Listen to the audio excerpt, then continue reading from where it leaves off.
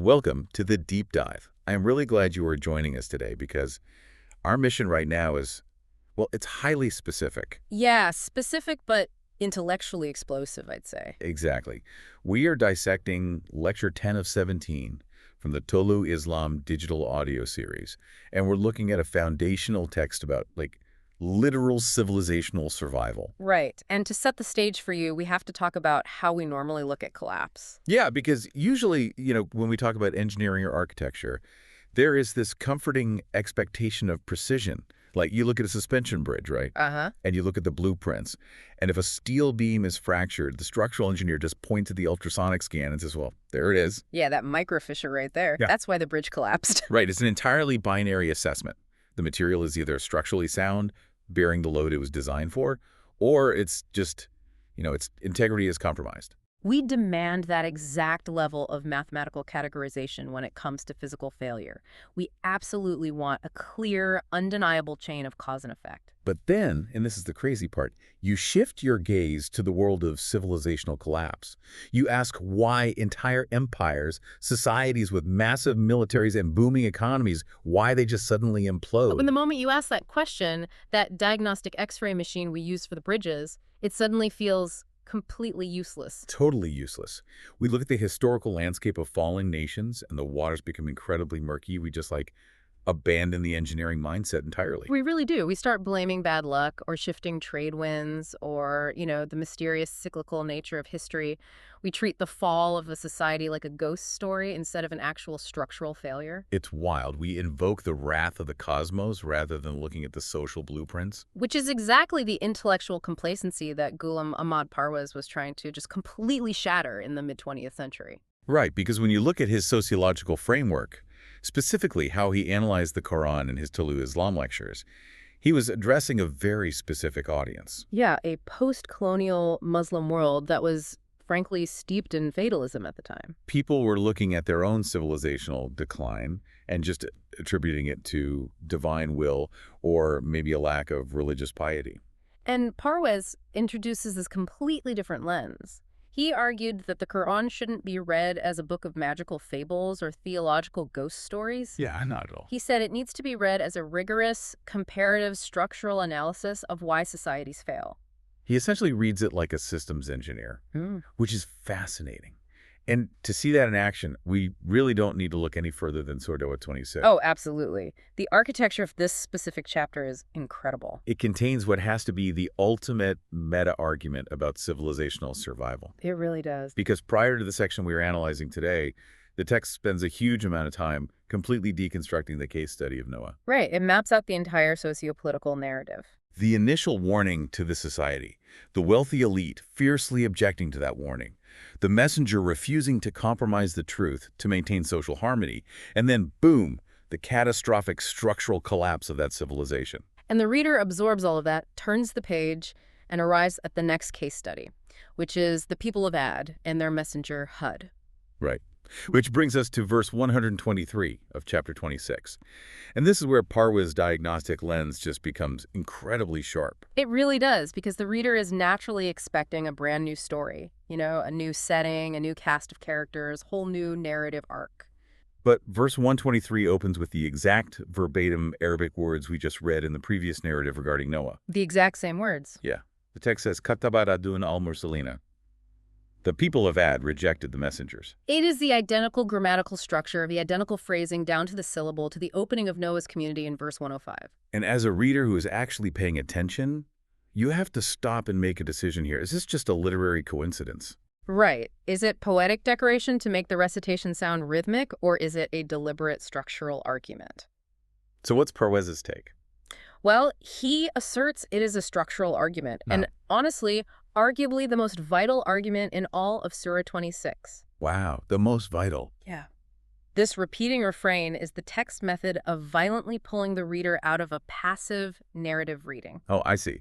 Because when you read for narrative, you're just consuming a story for entertainment or maybe moral comfort. Exactly. You are just looking for heroes and villains. But by copying and pasting the exact diagnostic formula from the previous civilization, the text is forcing the reader into an active state of pattern recognition. It's forcing you to see the underlying code of the matrix, essentially. Yes, that's a perfect way to put it. Once you see the exact same string of code running a totally different program, you realize you aren't just looking at random historical events anymore. You are looking at a repeating algorithm. And it forces the reader to ask a highly specific question, like, why does this keep happening? And because the framework is sociological rather than theological, the answer provided isn't about an angry god sitting on a cloud throwing lightning bolts at people who failed to perform rituals. Yeah, that's the ghost story version. So what is the actual answer? It's a socio-economic diagnosis. Parwez argues that a recurring structural dynamic, specifically a scenario where a society's vested interests actively block that society's corrective feedback mechanisms, will always produce the exact same catastrophic structural outcome. Always. Always. It doesn't matter if it's the people of Noah, the people of Ad, or, a modern superpower. The text is establishing a scientific constant in the realm of sociology. I want to break down that diagnostic formula a bit more, because the linguistic repetition doesn't just stop at that one opening sentence about rejecting the messengers. No, it goes much deeper than that. The text meticulously utilizes the exact same multi-part sequence across all 5 remaining civilizational case studies in this section. Yeah, it's like a mathematical equation that just keeps getting populated with different variables. Different nations, different geographies, but the operational sequence remains flawlessly intact. Exactly. So first, the community rejected the messengers. Second, their brother, meaning an internal member of their own society, not like a foreign conqueror, asked them, "Will you not exercise taqwa?" Right, taqwa, that's the key word. Third, he states, "I am a trustworthy messenger, so exercise taqwa and follow me." And fourth, he concludes, "I ask no reward. My reward is with the Lord of the worlds." The precision of that sequence is really the bedrock of the whole argument, and the pivot point of that entire sequence rests completely on that word you just highlighted, taqwa. And this is where we have to do some serious heavy lifting. Because if I pull up almost any standard Orthodox translation of the text right now, that word is filtered through centuries of religious sentimentality. Oh, absolutely. It's invariably translated as piety or righteousness, or most commonly, fear of God. So the Orthodox reading of that sequence is essentially just a preacher telling his people to be more pious. Right. But Parwez's framework completely rejects that translation. He redefines taqwa purely as systemic self-preservation. Wait, okay. So how do we bridge the gap between fear of God and systemic self-preservation? Aren't we just reverse engineering a modern sociological concept onto an ancient text? That's a fair question, but no, we aren't reverse engineering. We are actually recovering the etymological root. Oh, okay. Let's dig into that. The word taqwa comes from the Arabic root du'yu, which literally means to guard, to shield, or to protect oneself from harm. So it's an action. Yes, it is a proactive, preventative action. But over centuries, as the Islamic Empire expanded and its intellectuals became more cloistered and theological, words kind of lost their sharp functional edges. They dissolved into soft, spiritual concepts. Exactly. But in the original functional lexicon of the text, taqwa has nothing to do with performing rituals to demonstrate piety. It is a society's built-in capacity to monitor its own dysfunction and engineer a shield against its own collapse. Okay, so it is the societal equivalent of an early warning system. Yes. Think of it like the check engine light on a highly complex piece of machinery. The messenger, this internal figure who possesses the analytical clarity to see the systemic rot, is essentially pointing at the blinking red light on the dashboard of the society. I love that analogy. He's basically saying, our internal systems are degrading. The economic disparity is too wide. The infrastructure is decaying. The justice system is corrupted. We need to pull over and exercise taqwa. We need to activate our self-preservation protocols before the engine completely seizes. Right. But then look at the chronological placement of the elite's reaction in the sequence. Yeah, this is crucial. The community's immediate response is to reject the instruction. They do not want to fix the engine. No, they want to smash the dashboard. Because acknowledging the blinking red light requires stopping the car. It requires pausing the current economic extraction machine that the elite, the mala as the text calls them, are currently benefiting from. Right. Fixing systemic inequality threatens their short-term profit margins and their monopolies on power. They profit from the dysfunction. So the very concept of taqwa is an existential threat to their wealth accumulation. Which perfectly explains the necessity of the final part of that repeating sequence we mentioned earlier. The part about the reward. Yeah. I ask no reward. My reward is with the Lord of the worlds.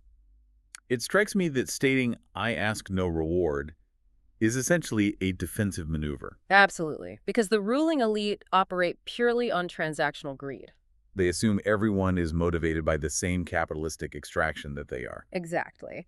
So when someone points out that the system is structurally unsound, the elite's first instinct is to attack the messenger's motives. They try to frame him as a competitor rather than a diagnostician. Like, you just want my power. You're just trying to start a grift to get your hands on my wealth. Right. So by structurally and repeatedly stating, I ask no reward, the messenger completely neutralizes the elite's ability to dismiss the warning as just a mere power grab. He is effectively removing himself from their transactional economy. Yes.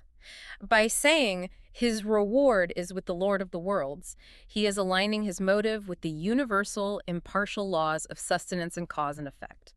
So it forces the society to look directly at the socio-economic reality, the blinking check engine light, rather than questioning the mechanic who pointed it out. Precisely. And by the time the reader reaches this ad case study in verse 123, they have already internalized the entire Noah sequence. Right, they know the pattern. The opening rejection leads to the elite's objection, which ultimately leads to a structural collapse. So the opening verse for ad doesn't need to relitigate the entire mechanics of societal failure. It merely invokes the pattern. The reader's memory of Noah acts as the background context against which the ad's opening verse resonates. The text is operating exactly like a systems engineering manual. How so? Well, once a pattern of structural failure is established and documented, subsequent instances in the manual just need to identify themselves as part of that established pattern. Oh, I get it. You don't need to re-explain the physics of a stress fracture every single time you encounter one on a new bridge. Exactly. You simply note, we have a stress fracture here too, presenting with the identical initial indicators. This totally dismantles the way we are usually taught to read historical or prophetic literature. It really does. We treat the ad, or the people of Noah, as isolated historical anecdotes. We marvel at them like museum exhibits. But Parwez is saying the text doesn't care about the ad as a historical curiosity. Right. It is utilizing them as a structural data point. They confirm a cross-cultural, cross-temporal pattern of social behavior. And this empirical approach fundamentally changes how we view the quote-unquote punishments described in the text. Yeah, because Parwez argues fiercely against superstitious readings of natural disasters. He absolutely insists that the physical laws of nature are just the impartial auditors of a society's structural integrity. To really ground this, let's look at the brilliant comparative analogy Parwez uses regarding the concept of a flood. Oh, the Holland example. That's a great one. Yeah. He asks us to look at a nation like the Netherlands today. Geographically, a massive portion of Holland exists below sea level. Right. By the logic of ancient mythology, a nation living below sea level should be permanently subjected to the wrath of the sea gods. They should be constantly drowning. But they survive and thrive. Why? Because they exercise a physical engineering form of taqwa. They accurately diagnosed the systemic threat of the ocean, and they utilized the impartial laws of physics and hydrology to build a robust, functional system of dams and dikes. They aligned their societal behavior with the physical reality of their environment. Now, contrast that with Parwez's example of a corrupt nation facing a similar environmental threat. Let's say a government allocates millions of dollars to build a dam to protect a vulnerable river valley. Okay. But their socioeconomic system has completely lost its taqwa. The contractor building the dam embezzles half the funds. Classic corruption. Yeah. He uses substandard concrete and insufficient rebar. The government inspectors assigned to monitor the project take bribes to sign off on the faulty structure. So the entire project is hollowed out by corruption and the pursuit of easy money. Exactly. And then the inevitable environmental stress test arrives. The monsoon comes. The river swells.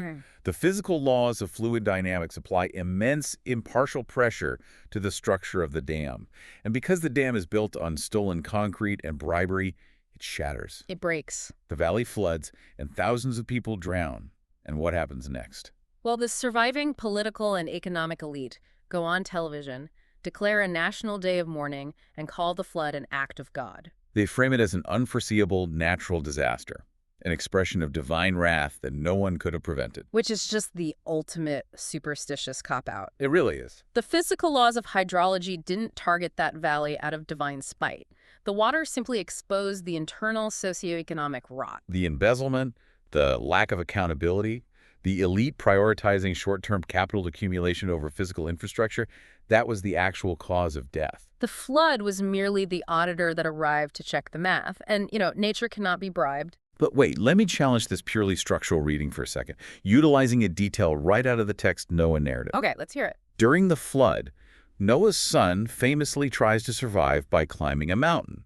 He says, "I will take refuge on a mountain to protect myself from the water." Right.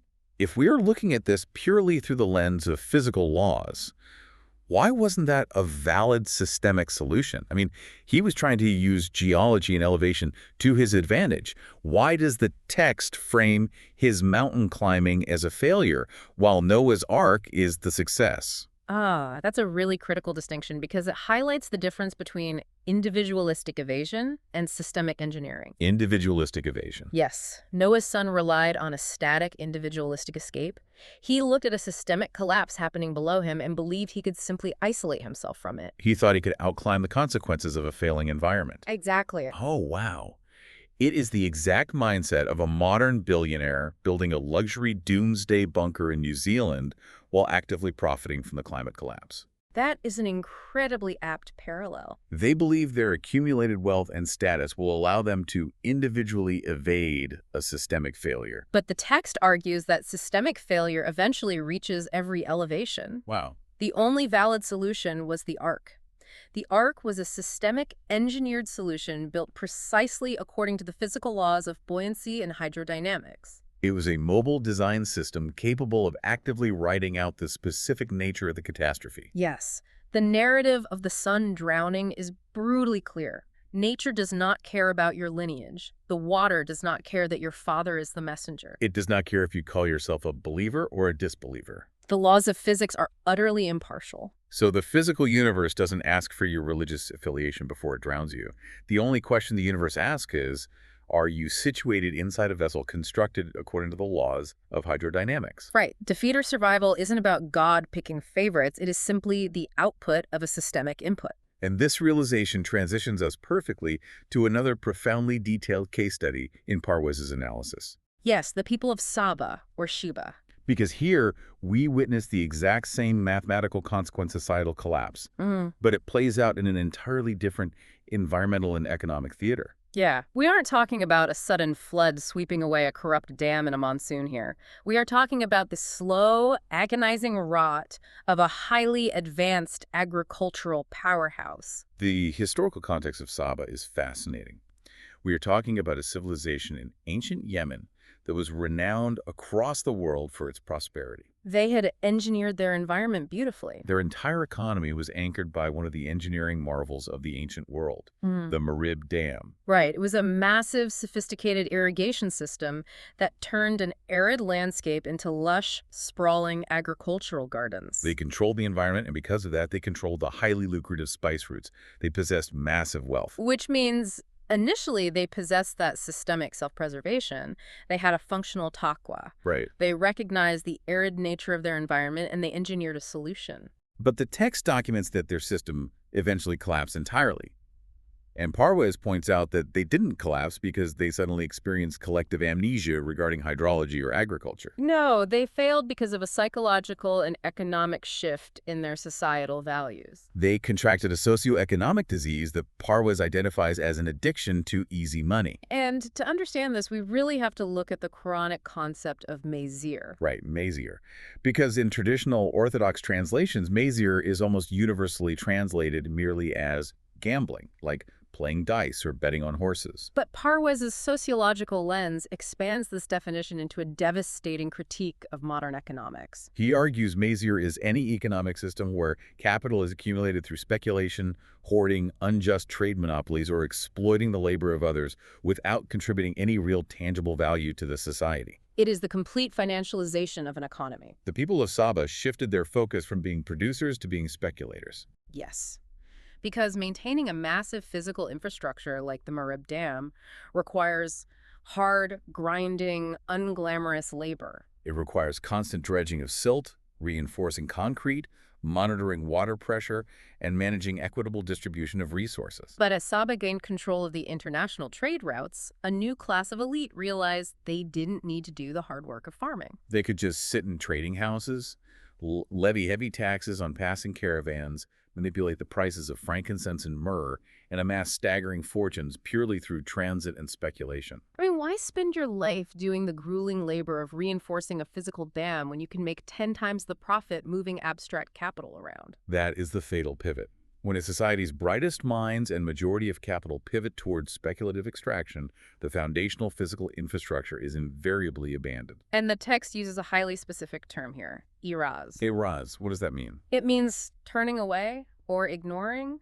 The Yeah. people of Saba turned their faces away from the dam. They stopped looking at the physical foundation of their wealth because they were utterly mesmerized by the allure of easy money. They prioritized the financial economy over the real economy. They just assumed the physical infrastructure would magically maintain itself while they chased speculative profits. But physical reality demands maintenance. Without constant, labor-intensive upkeep, the dam began to silt up. Microfractures formed in the retaining walls. The systemic integrity decayed over decades. And eventually, the math caught up with them. The dam breached catastrophically. The irrigation system failed, and their lush, highly productive gardens were washed away. Replaced, as the text describes, by thorny, bitter, useless brush. And once again, Parwez demands that we view this collapse not as a divine lightning bolt from the sky punishing them for being wealthy. Now, the collapse was the inevitable mathematical consequence of a society abandoning real productivity for speculative greed. They ceased doing the work required by the physical laws of nature to maintain their ecosystem, so the physical laws of nature simply dismantled that ecosystem. It is terrifyingly relevant. You look at modern economic superpowers today, and the parallels to Saba are impossible to ignore. Oh, we are essentially living in a global Sava. Absolutely. You look at modern financial centers where the absolute smartest mathematical and engineering minds of our generation are not building robust physical infrastructure, and they aren't curing diseases. No, they are being recruited by hedge funds. Exactly. They're recruited to write high-frequency trading algorithms designed to shave fractions of a cent off microsecond stock transactions. We deeply incentivize and reward financial speculation, cryptocurrency hoarding, complex derivatives, algorithmic real estate flipping, while our actual physical reality decays. Our bridges are rusting, our power grids fail during routine winter storms, our public transit systems are chronically underfunded and crumbling. We are the people of Saba, turning our faces away from the dam to chase Messier, entirely blind to the systemic collapse forming under our feet. This insistence on viewing historical events purely through the lens of cause and effect, rather than divine whimsy, is really the cornerstone of Parwez's entire philosophy. It is. And he doesn't just apply it to natural disasters or economic decay. Right. He takes this exact same analytical framework and applies it to the most mythologized events in early Islamic history, the military battles. Which leads us to his incredible deconstruction of the battles of Badr and Uhud. If there is any area of history drenched in religious sentimentality, it is the Battle of Badr. Oh, completely. The standard narrative is legendary. A tiny, poorly equipped Muslim force faces off against a massive, heavily armed Meccan army. And against all mathematical odds, the small force wins. And for centuries, the Orthodox explanation for this victory has been heavily supernatural. You hear deeply entrenched tales of magical angels descending from the heavens on white horses, striking down the Meccan soldiers with invisible swords, while the human believers barely had to exert effort. It's framed as a literal magical intervention by God to protect his favorites. And Parwez aggressively dismantles that mythology. He argues that reading the victory at Badr as a magical supernatural event completely undermines the core thesis of the entire Quran. How so?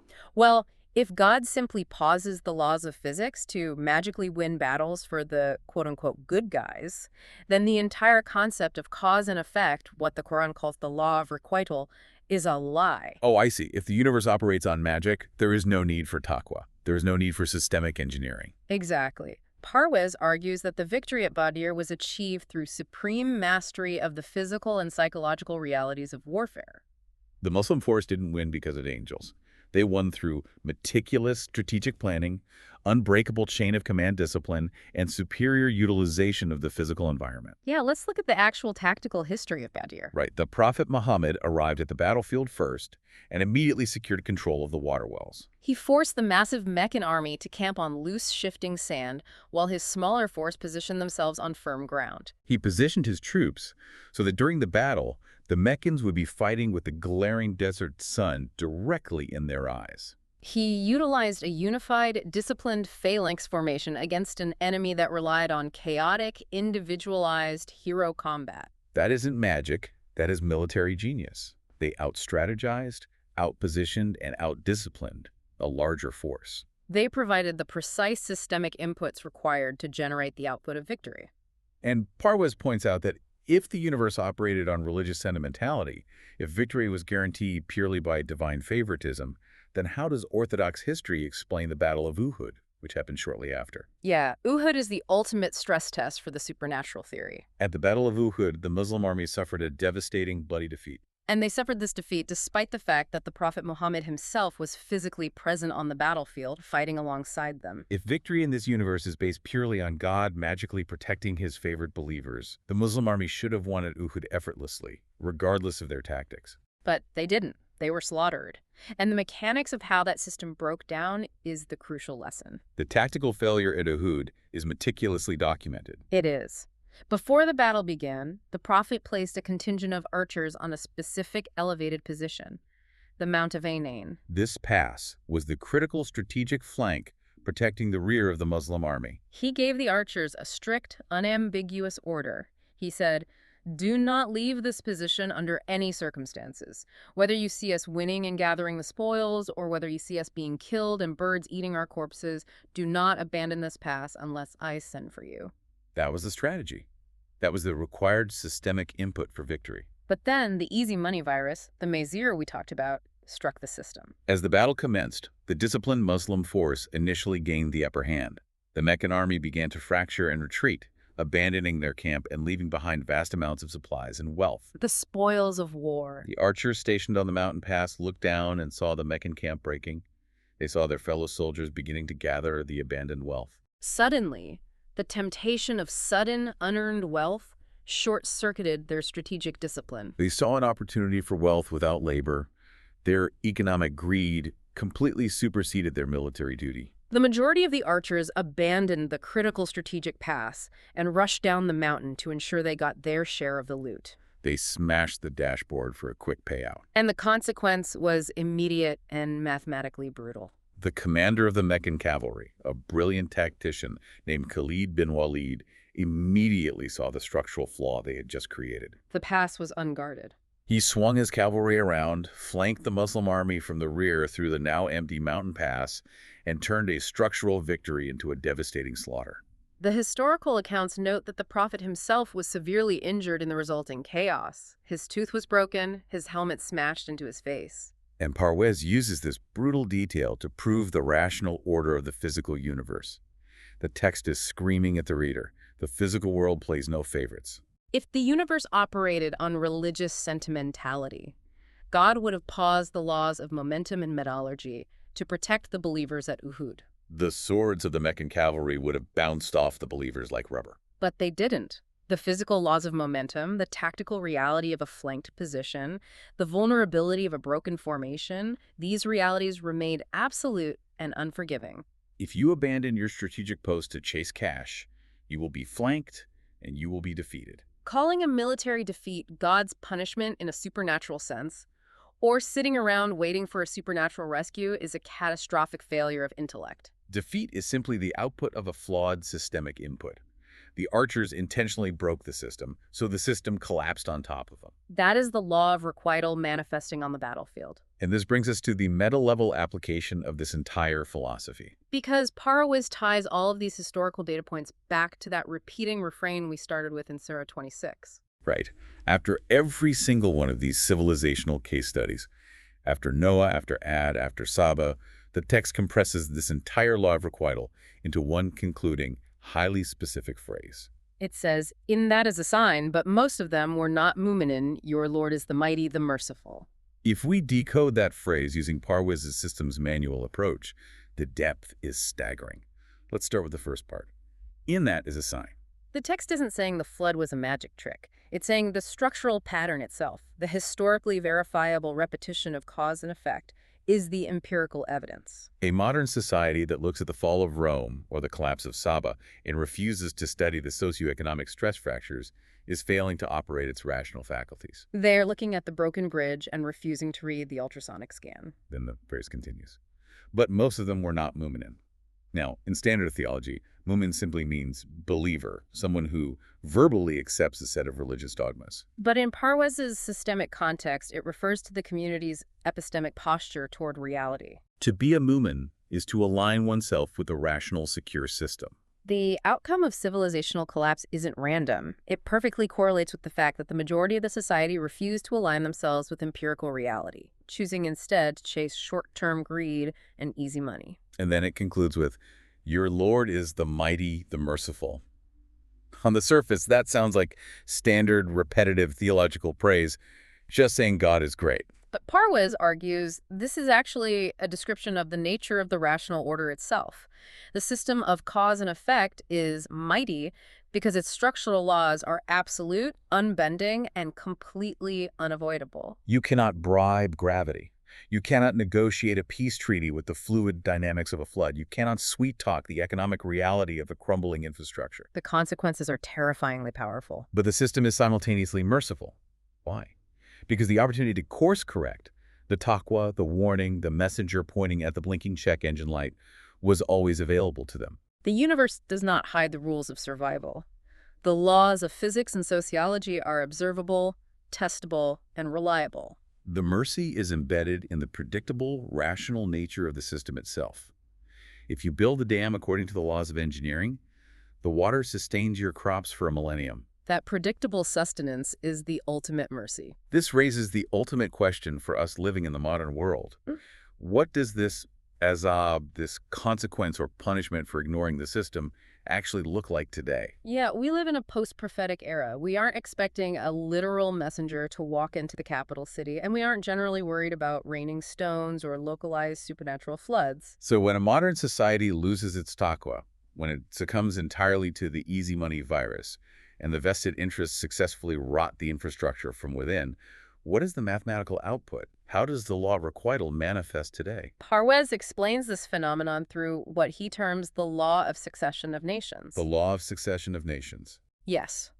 When a civilization rots from within, when it loses its internal cohesion, when its populace is deeply divided by extreme economic class warfare, when the justice system becomes a commodity only the rich can afford, and human dignity is systematically compromised by corruption, that society loses its structural integrity. It ceases to be a solid, unified rock and becomes like loose sand. And the inevitable historical consequence of becoming loose sand is that you are blown away or absorbed or entirely subjugated by a stronger, better organized system. It's the civilizational equivalent of a hostile corporate takeover. Precisely.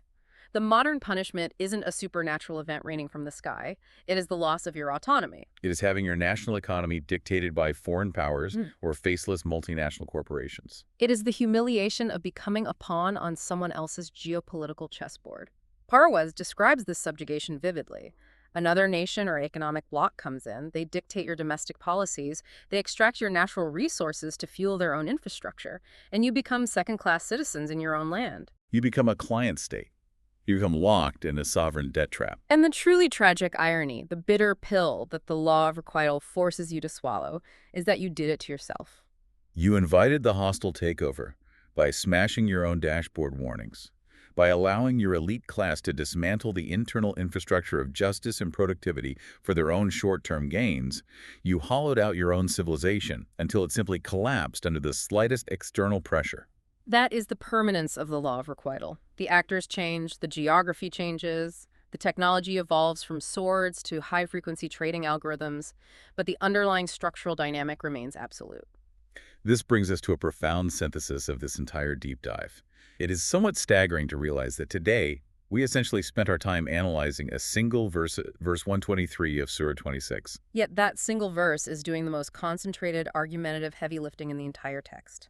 It acts as a cognitive toggle switch. The exact moment you read those verbatim words, Qadabat adun angur salina, The text switches your brain from narrative consumption into active pattern recognition. And that is Parwez's master key to unlocking the architecture of Surah 26, and by extension, his entire sociological approach to the Quran. He proves methodically that this is not a book of prophetic biographies meant to be read before bedtime. It is a rigorous, comparative, structural analysis of civilizational failure across diverse historical contexts. The text is essentially running a controlled sociological experiment across the span of human history. It posits the exact same hypothesis of systemic rot, applies it to different populations and different geographies, and documents the exact same structural result every single time. The repetition isn't just literary style. The pattern is the argument. The pattern is the argument.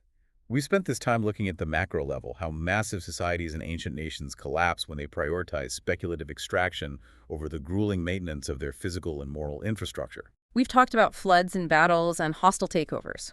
But I want to leave you, the listener, with a final provocative thought to explore on your own scale.